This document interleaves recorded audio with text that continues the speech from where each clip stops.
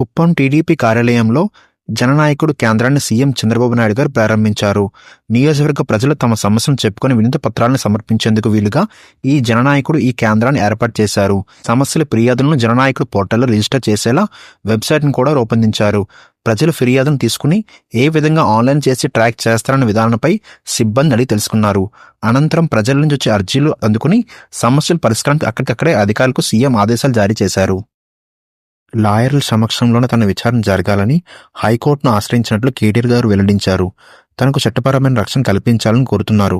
విచారణకు లాయర్తో రావద్దని చెప్తున్నారని, ఇలానే వెళ్లిన తమ పార్టీ నేత పట్నం నరేందర్ రెడ్డి ఇవ్వని స్టేట్మెంట్ ఇచ్చినట్లు బుకాయించారని ఆరోపించారు. అధికారాన్ని అడ్డుపెట్టుకుని తనపై అక్రమ కేసులు పెట్టారని, సుప్రీంకోర్టులో న్యాయ పోరాటం చేస్తానని పేర్కొన్నారు. చెరువుల పరిరక్షణకు ఏర్పాటైన హైదరాబాద్ తొలి పోలీస్ స్టేషన్ ఏర్పాటైంది.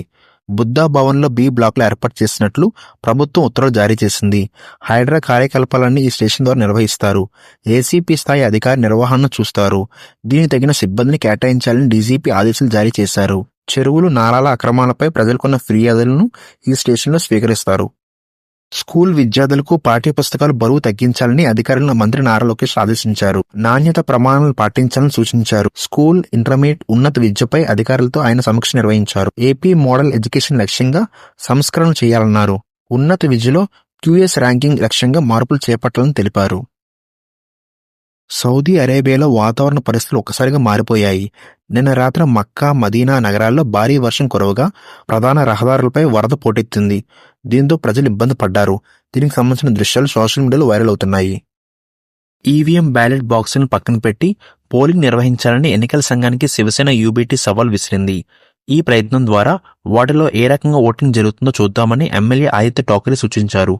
లోక్సభ, అసెంబ్లీ ఎన్నికల్లో ఈసీ ప్రవర్తన కాంప్రమైజర్ కమిషన్ ఆఫ్ ఇండియాలా మారిందని ఆయన ఎద్దావా చేశారు. మహారాష్ట్ర ఎన్నికల్లో ఈవీఎంలో గోలుమాలు జరిగిందని శివసేన యూబీటీ వాదిస్తోంది. అల్లు అర్జున్ హీరోగా నటించిన పుష్ప 2 సినిమా నిడివి మరింత పెరగనుంది. 20 నిమిషాల ఫుటేజ్ను కలిపి కొత్త వెర్షన్కు ఈ నెల 11 నుంచి థియేటర్లు విడుదల చేసేందుకు సిద్ధమయ్యారు.